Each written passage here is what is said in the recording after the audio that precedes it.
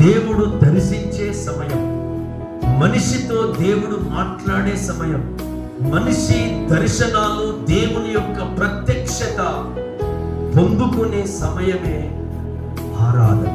ఆమేన్. ఆరాధనలో నీ మనసును దేవునికి అర్పించుకొని అప్పగించుకొని ఏకాగ్రతతో ఎప్పుడైతే దేవునికి స్తోత్రం, బయట తలంపులు, బయట ఆలోచనలు, బయట మనస్సు అదంతా కూడా నువ్వు తీసేసుకొని మర్చిపోయి ఎప్పుడైతే నువ్వు దేవుని సన్నిధిలో ఏకాగ్రత కలిగి కళ్ళు మూసుకుని నువ్వు దేవుణ్ణి ఆరాధించగలుగుతావో, మనసును దేవుని మీద కేంద్రీకరించి